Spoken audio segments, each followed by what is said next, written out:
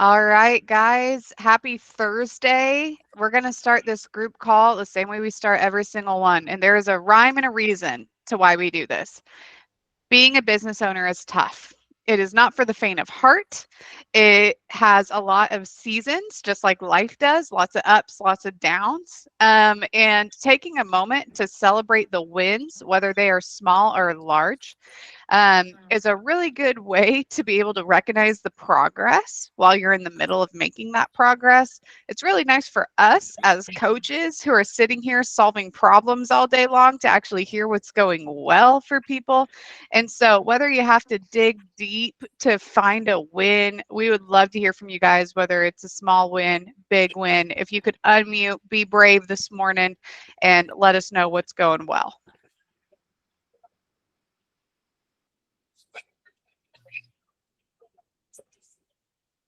Come on, guys. While you're thinking of a win, I'll give some time. So know the guy that I've been working with for a while yesterday. We were working together for maybe 2-3 years and still implementing new things that we had talked about. So, either last week or 2 weeks ago, talking about the sales process enhancements.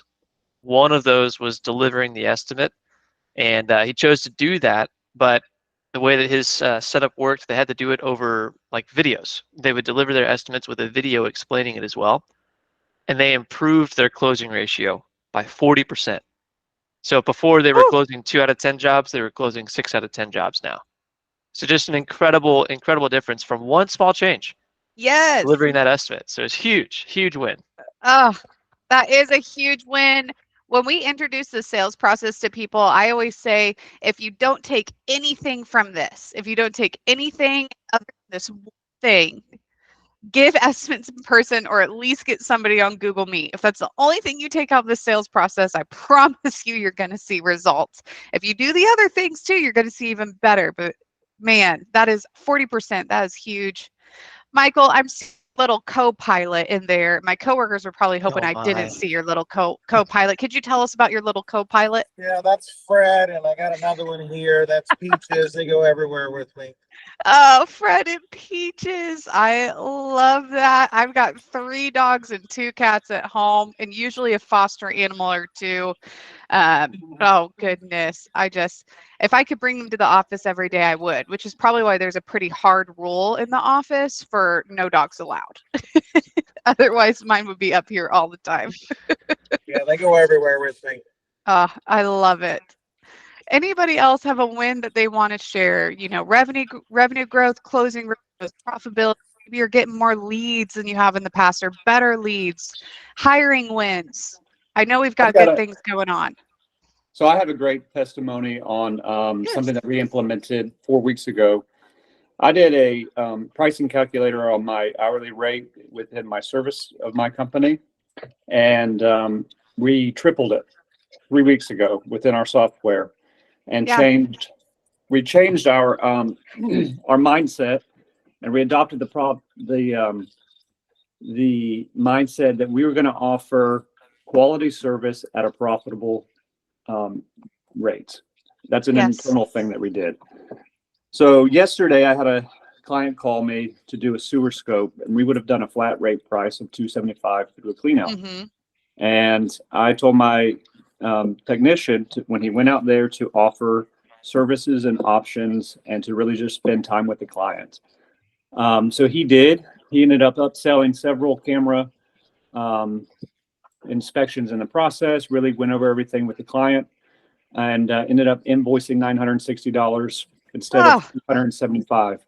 Yes. Client was ecstatic, gave a $40 tip to my technician, and my technician was only there 2 hours, and so it was a huge win for us and just changing our mindset.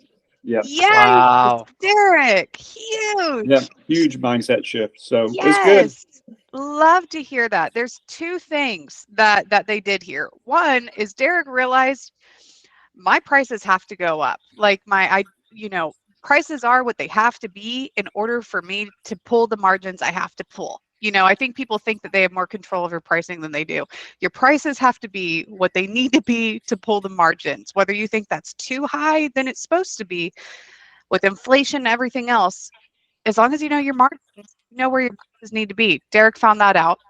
2, the confidence. That is what you are selling more than price, more than what you are actually, the service you are providing.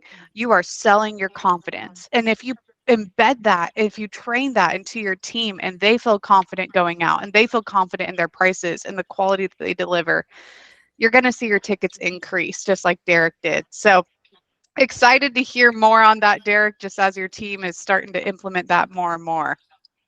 Yeah, that's awesome. I'll also add to that too, the fact that the client ended up leaving a tip in addition. You know, we talk about this when we talk about pricing, that when you value yourself the way that you ought to be, providing, as Derek said really well, providing quality service at the price that we need to, you price yourself higher and you put yourself in this echelon of higher service providers. People expect better service, and if you're already delivering that, you should be pricing at that. And even went so far as to give a tip on top. I think that's just incredible. Oh, Sweet. amazing. Any other wins that we want to share here? Or even if you don't want to share it, but you do have a win, please unmute. I'll hop in to go 2 Yes, Derek's Derek. in a row strong. So the business has grown to a point where I've realized I can't do it all by myself anymore. And so I hired on a second driver that's going to start later this month to deliver dumpsters. And we're a dumpster rental company, and super excited about just the character of person that we have coming on. We formulated some mission, vision, values in the latter half of 2023, and it really served as a temperature gauge on who we hire. Yeah. So the first couple guys I interviewed definitely didn't align with the company. And one of them actually even threatened me after I told him he didn't get the job. So I was like, okay, there's confirmation there. And the other win too is we recently formed a new banking relationship and moved our accounts over. This new bank has been so much easier to get a hold of when we need something. They actually gave us a business line of credit. So now when peak seasons hit, we can actually pull on that line of credit to be able to buy more dumpsters versus having to have the cash flow and all that stuff, which is something we didn't have before. So I feel like our options for growing the company have on the financial side have just really been unlocked. Whereas before we couldn't get a hold of people that would give us the resources that we needed. So really thankful for that. Yes, Derek. I love it. Both of those things is really priming you for growth. You know, we're building the team, we're building the resources, we're putting the systems in place so the business isn't built around you.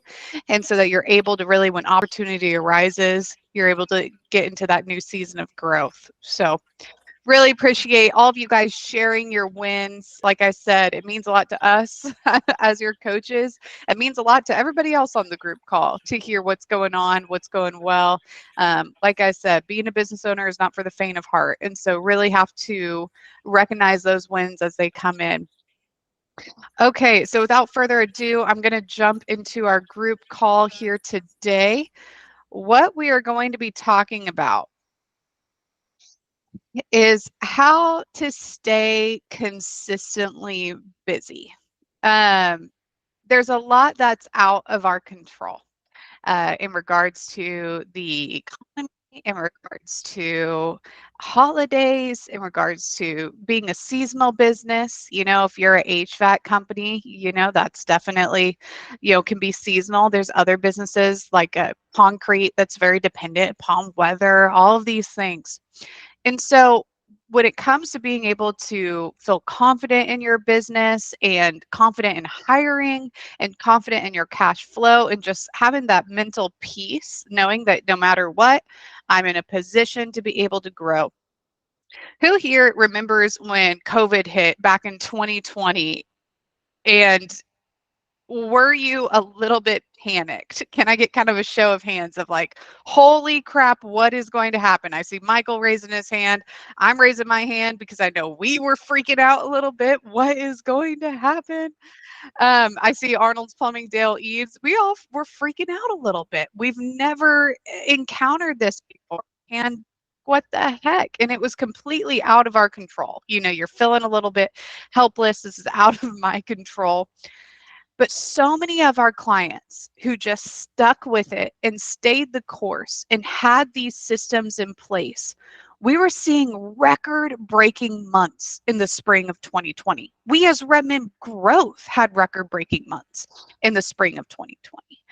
A lot of our clients did. And it's just because we didn't let these outside things that were out of our control impact what we were doing.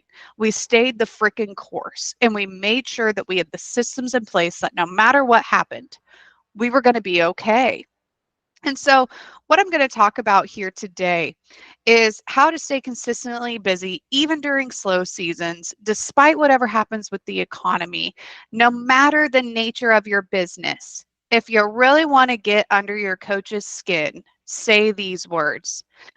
My industry is different.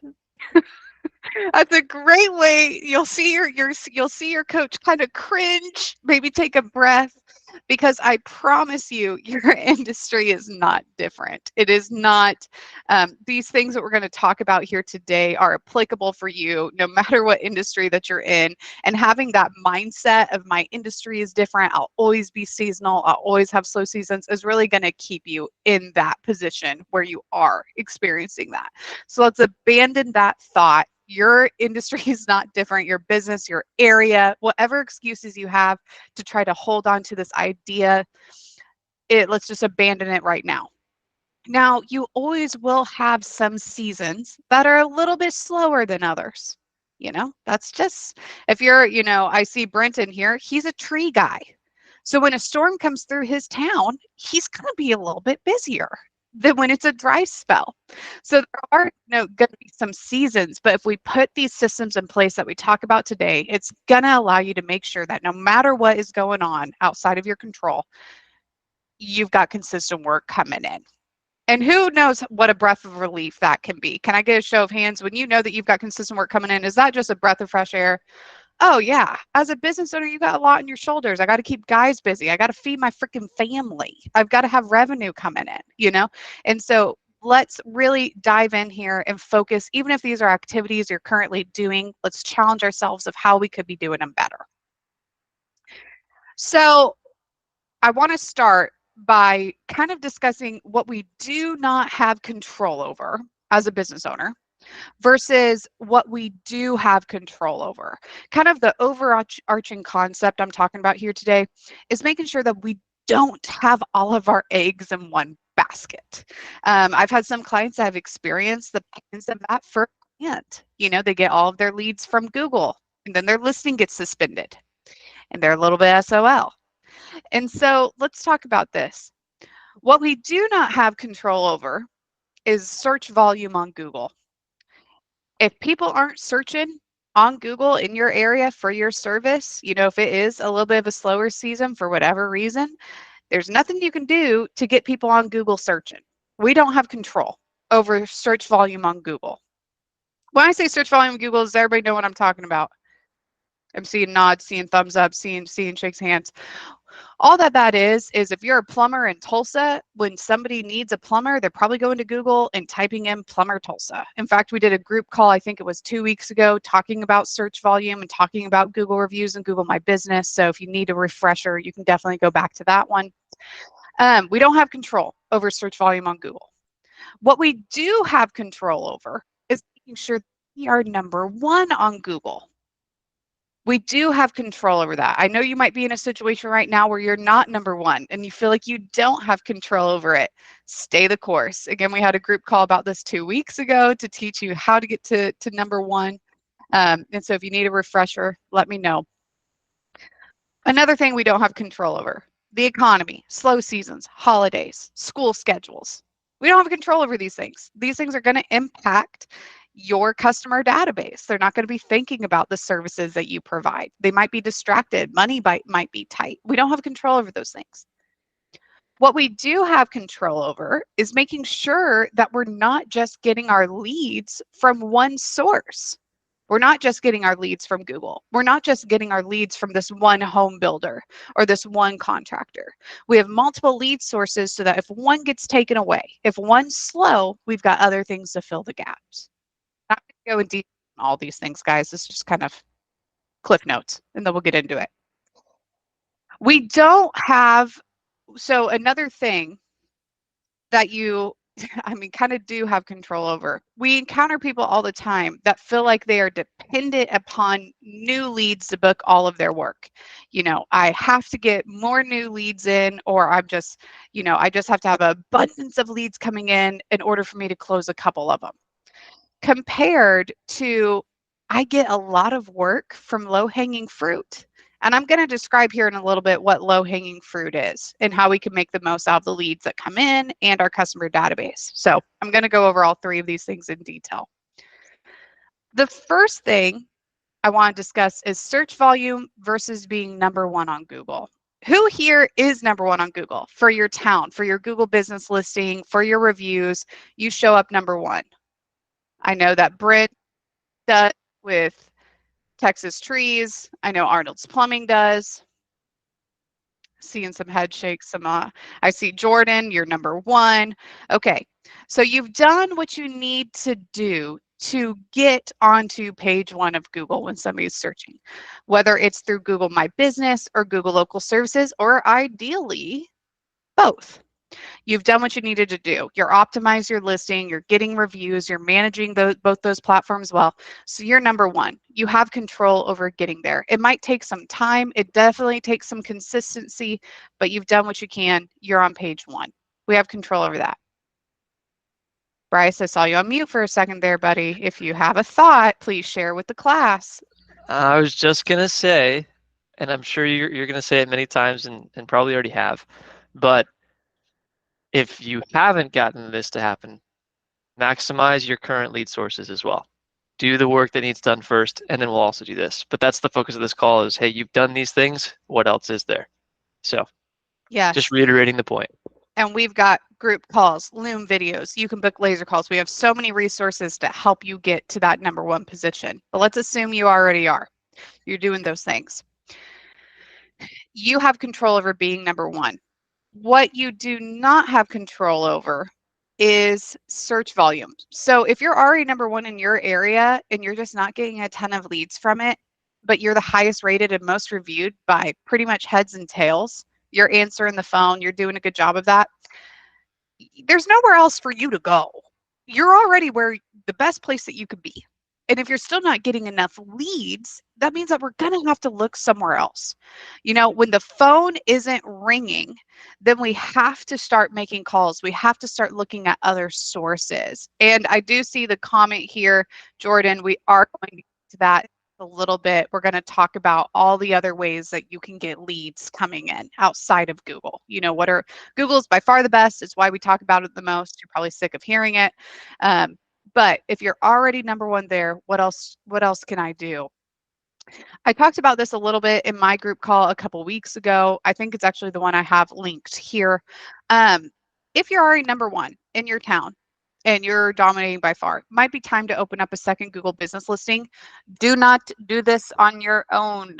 Please talk to your coach. At least let us send you a Loom video to show you how, if you're really antsy to get it done, but would love to do that with you because there's a certain way that we like to set up listings that can give it a better chance of ranking kind of out of the gate. And if you go in and you do it by yourself, it's a little bit harder to make those changes after the listing is already established. So please talk to your coach first before you start making some moves, but it might be next best idea, best thing when it comes to getting more leads from Google. If you've already done all of these things, let's move on. What else can I do? We've talked about Google enough, not going to beat a dead horse. Now, one thing that we talk about here, and it's almost a term that we use here so often at Redmond Growth that I forget that it's like not a common term outside of Redmond Growth, is a three-legged marketing stool. So I have a picture here of a stool, a stool that you sit on. If you are sitting on a stool and it has three legs, it's a little bit more sturdy and a little bit harder to tip over than a stool that's just one, just one leg. When we want to think about marketing and we want to think about lead sources, I want you to visualize your marketing stool. And each leg is going to represent a lead source, a source that you're getting leads from. If you are sick of slow seasons, if you're sick of the economy, the holidays, all of these things affecting your lead flow, your call volume, it's time to think, how many legs do I have on my marketing stool? Do I only have one? Do I only have two? Are they both dependent upon Google? And so the more lead sources you have, the stronger your marketing stool is going to be. Things like organic. So when we say organic, these are people just finding you on Google, whether they're finding your website, whether they're finding you through your Google reviews. You're not paying for these leads. These are just people finding you on Google, either because of SEO on your website or either from the reviews on your Google business listing. That's a leg. I kind of put those two together. It's a leg on our marketing stool. Third-party listing sites. Google Local Services is our favorite. If you're not on it already, you should be. As long as it's available for your industry. If you haven't heard about it from your coach, please listen. We have so many resources to get you set up quickly and get you the best amount of leads, the most amount of leads, make sure you're getting the most out of it. But Google Local Services is not the end all be all. I feel like I'm going to have some of you cursing under your breath when I say this, but any third-party listing site will work for you.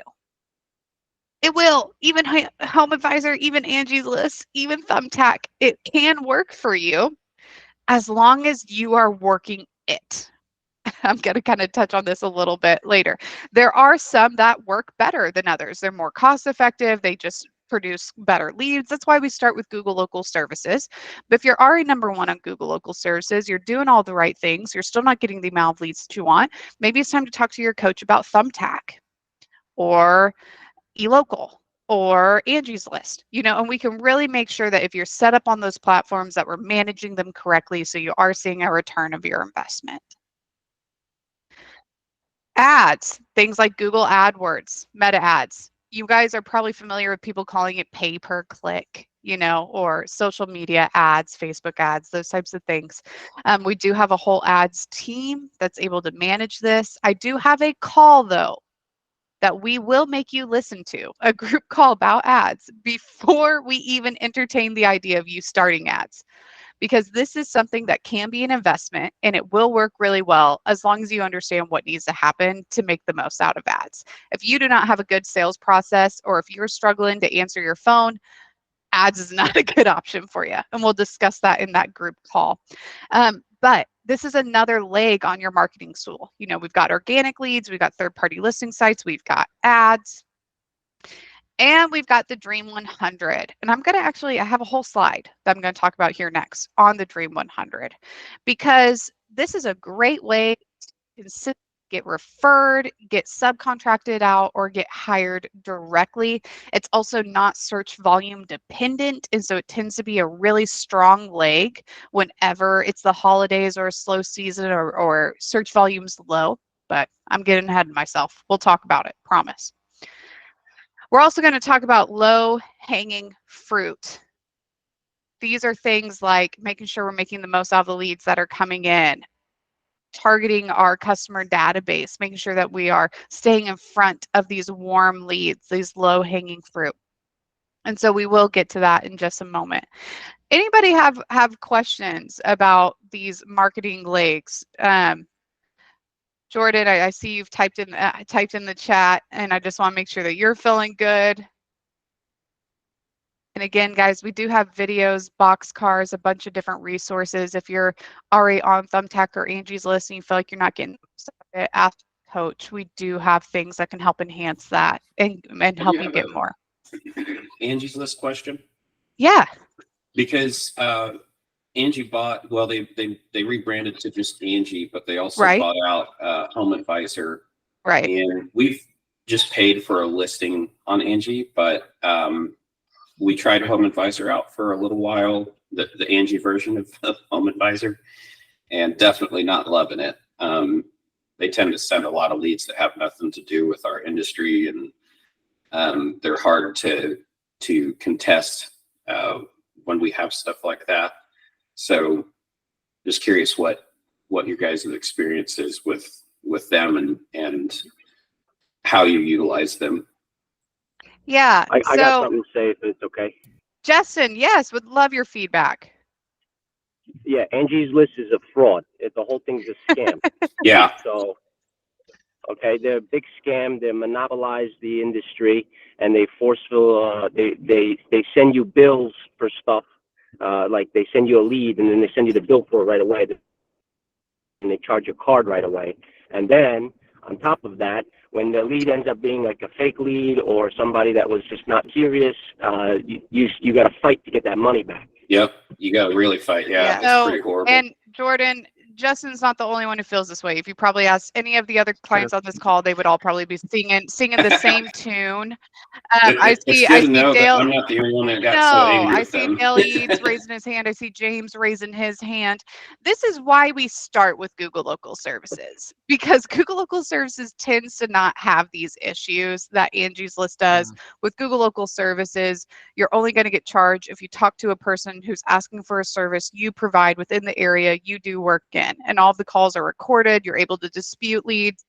I see Google pretty dang honorable about giving credits back. It might not happen every single time, but when it goes to third-party listing sites, they tend to be the best and the most honorable. What we want to make sure, though, is if we're using any third-party listing site, that we are getting back to people within seconds that they are coming in, that we are approaching them in a way, that we have a follow-up campaign, that we are really pursuing these leads. And if you are doing all of those things, if your profile is fully optimized, if you're like textbook doing everything right and it's still not fruitful, that's when we kick it to the curb. We're never going to have somebody stay on a third-party listing site when they're doing everything right and it's still just not producing for them. Thumbtack's one that I do see work pretty well. I feel like people don't get as many issues with it as they do with like Angie's. I do know that Thumbtack did just increase their prices. I don't have any experience with Alignable, David. There's 1,000,005 different third-party listing sites out there. What I always tell clients is it's okay to try them as long as you don't get locked into a contract, and as long as you make sure that you are doing everything right. I put this in big and red because unless we are doing all of these things to the best of our ability, unless we are really kicking ass and taking names in regards to how we're approaching leads, how we're managing our profiles, we cannot complain about being slow. We can't even complain about Angie's List being Angie's List and kind of sucking. Because if we aren't doing our part, we can't expect them to do theirs. We have to make sure that we are doing everything within our wheelhouse, everything to our best abilities before we can complain. And like I said, we're never going to have a client stay on a third-party listing site where they're doing everything right and it's not producing. That's just a bad lead source. We're going to kick it to the curb with something better. That's why we start with Google Local Services. But anything worth doing is worth doing right. I'm sure we all grew up hearing that being said. I know I did when I was half-assing chores back in the day. So I just want to challenge you guys with that. With all 3 of your legs on your marketing stool, or 4 or 5 or 6, I have clients that will start the Dream 100 and then they get kind of lax on it, get lazy on it. We can't do that. Anything worth doing is worth doing right. Let's make sure that for every leg on our marketing stool, we have a system in place, we have a person owning it, we are really getting the most out of each and every one of those lead sources. Kind of a quick note on the Dream 100. I put this image here, even though I thought it was a little bit cheesy. I grew up in a private Christian school, so we talked about shackles a lot, which is kind of funny. We could get into that. That'd be a whole day topic. But if you want to break shackles of being tied to third-party listing sites, being tied to search volume, being tied to Google, if you want to get free from that, where you're not so dependent on those things, the Dream 100 is going to be your shackle breaker.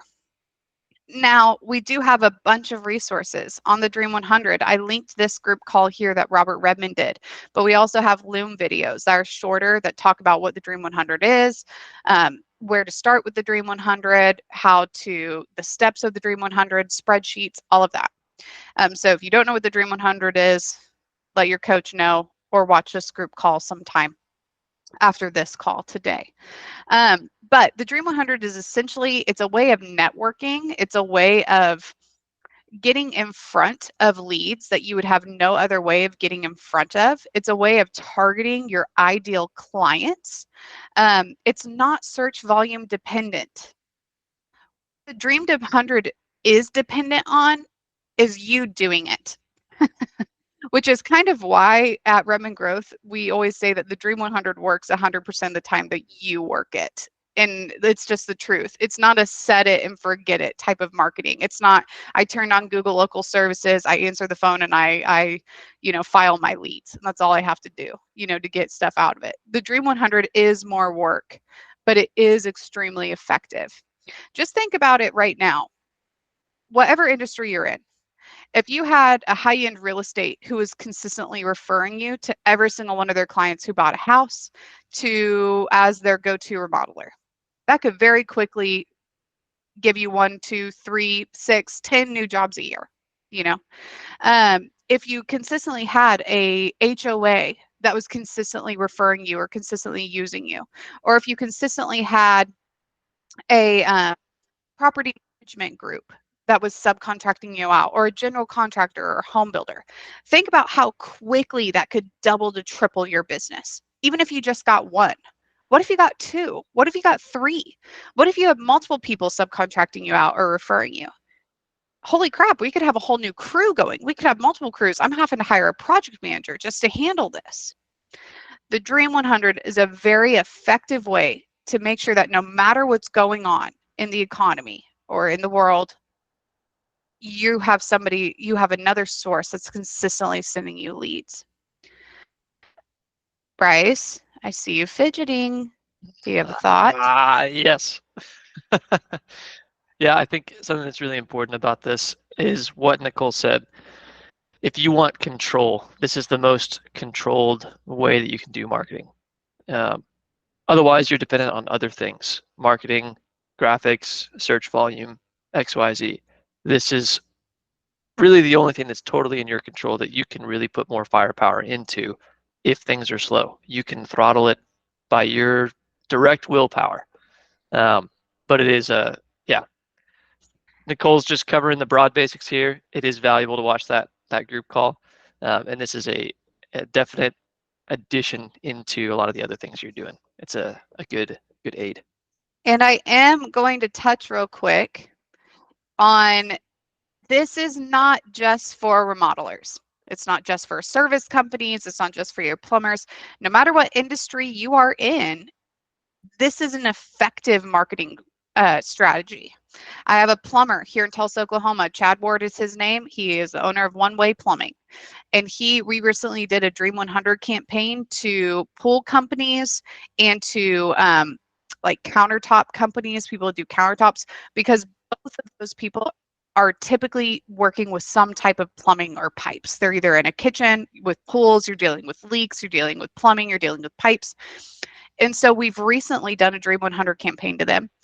And he had 3 appointments booked last week with 3 different companies to go to their office and to pitch them as to why he should be their go-to plumber. If he just lands one of those 3, that's going to potentially keep a whole nother van going for him. We have Surface Renew that does resurfacing of bathtubs and of countertops. They target HOAs and property management groups. I think it was not last year, but the year before last, they did $1 million in bathtub refinishing alone because of the connections they made from the Dream 100. That's freaking incredible. That's a lot of money on bathtub refinishing alone. So the Dream 100, no matter if you are a plumber, electrician, HVAC, remodeler, even if you're one of our clients that's not a contractor, Garden Diva is a good example of this, where they do custom metal art. So who do they do the Dream 100 to? They do the Dream 100 to gift shops. They do it to plant nurseries. These people who can buy their product or can either hire them to make custom products for them. If you're struggling to figure out who to target on your Dream 100 or what the first step is, please reach out to your coach. Book a laser call. We have so many Loom videos to help you with this. Now, what we're about to talk about is a quick way to get me fired up real fast, because you guys work dang hard to get these leads. You work dang hard to secure these customers. What's really frustrating is when we see a client who is on page 1 of Google, who is running we're running a successful ads campaign for them, and they're still in that feast or famine. They're just churning and burning through these leads trying to land them. And at some point we have to stop and we have to say, okay, no amount of leads is going to solve our closing ratio problem. No amount of leads is going to solve our sales issues. No amount of leads is going to solve the fact that we don't do anything after we quote the leads. We just let it die. Or if we never get a hold of the lead, we just think it's dead and we never do anything with them. There's so much money left on the table by so many companies because they fail to do this thing. They fail to do what we're about to talk about. You cannot be in a position where you are constantly so dependent upon new leads coming in. That's going to keep you in that feast or famine. But if you're doing a good job with your sales process, because first and foremost, we have to start there. We have to make sure you have a good closing ratio. We got to make sure that you are doing follow-ups, that you are getting to people quickly, that you are giving estimates in person, that you are following up with people who you've given quotes to, following up with people who never booked an appointment. If you do not have a solid sales process, that is where you need to start. And so I've got a group call there. We've also got tons of resources on that too. But let's say you do have a kick-ass sales process. Nicole, that's a department I'm doing really well in. Then let's look at what maybe we don't have in place yet. These are things like drip campaigns. Drip campaigns is a term that we use for marketing towards leads, whether they become a customer or not. How are we targeting these leads? So these are things like sending out emails and text messages to leads that we never even get a hold of. If you've gotten their contact information, but they ghosted you, or you were never able to book an appointment, that's a valuable contact. They've given you your information. Let's make sure that we're doing something with that we have them on a list, that they're getting emails twice a month at least. I get clients that get scared. Oh, Nicole, I don't want to bug people. Do you know how often I get emails from frickin' Target or from Nike or any of these places? It's very normal to get marketing emails. If you're a service company and you're sending out emails twice a month, I promise you're not bugging anybody. And if they want to unsubscribe, they can unsubscribe. But don't let that fear keep you from targeting these leads. That's a valuable opportunity. There's a lot of money there. They just might have not been able to afford it, or they might have gotten it solved some other way, but that doesn't mean that they're not going to hire you at some point in the future. Service Renew is a great example of this. Garden Diva is another great example of this. When Garden Diva goes to events, they do giveaways, and they collect a email from doing their giveaways. And then every single week, they are sending out marketing emails, text messages to that list. And the bulk of their revenue is coming from that. And so you're paying, Jordan, you're working hard to get those leads from Angie's List, to get leads from anywhere. Let's make sure that even if we never get a hold of them, that we are putting them somewhere that we can market to them later. I also just want to highlight leads, meaning we've never quoted them. We never booked an appointment. We want to market to those people. We also want to market to the people who we gave a quote to, who never gave us a yes or no. Now, let's also make sure that we've got our sales process going where we're following up with these people. We're not just giving a quote and then, call me when you're ready. That's a great way to waste money and time. So let's make sure we've got a good sales process where we're following up. But let's also make sure, let's say that you don't follow up. It's been, a month. They're still not ready to commit. Let's not mark them as dead. Let's make sure that we're staying in front of these people. Let's make sure that we're sending out emails, we're sending out text messages, whether they're informational, whether it's saying, hey, were you able to get this taken care of? Are you still interested? Let's just make sure that we're staying in front of these leads that you guys spent a lot of money and time to get.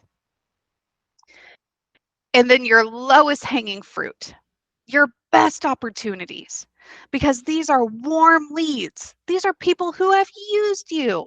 These are people who have used you, who like you, who have used your service. They know who you are. And so your customer database, there's so much money and so much work sitting in that customer database. Let's make sure that we are sending out emails and texts to that customer database at least once or twice a month. I don't like calling them newsletters because people tend to think that they need to write this like heartfelt blog. I feel like that's kind of what they think newsletters are. The shorter these emails are, the better. The more bullet points in these emails, the better. We have templates, tons of templates of what these emails can look like. So if you don't know where to start, ask your coach. But you need to make sure that at least once a month you're sending out an email to your customer database, whether it's informational, a promotion, a new service, a special, whatever it is. We need to make sure that we're staying in front of that customer database and we're keeping that top of mind awareness. Who here has had us run a Google review campaign for them? Can I get a show of hands? Seeing a lot of hands go up. It should be the majority of you. Yes, I'm seeing hands all over the place. Typically, when we run a Google review campaign, it's not uncommon for a client to get an email back from somebody saying, oh, hey, actually, I need you to come out to look at blank. Or, oh, hey, actually, I've been meaning to call you. If I could get a show of hands, or if somebody wants to unmute and give a testimonial, if that's happened to you. Arnold's Plumbing, I see you. I see you. That's very common. It's because we're keeping that top of mind awareness. People are perpetually distracted. And so we've got to stay in front of them. You have so much wealth. If I have a client who's complaining about being slow and they are not doing those things, I'm immediately telling them we've got to get on this. You know, there's nothing we can do to increase search volume, but what we can do is send out a text and email blast to the customer database. And I promise you, you're going to get a couple. If we're doing that well, you're going to get a couple of jobs from it, if not more. We've got to make sure that this is an integral part of our marketing system. Okay, I see a few questions that have come into the chat. I want to make sure that everybody's questions get answered. And so we've got a good 15 minutes here to go into breakout rooms. With everything that we present every week, I know it can be overwhelming. If you only take one thing, you know, and you say, I'm going to focus on this, I'm going to get better at this week, and then the next week you do another thing.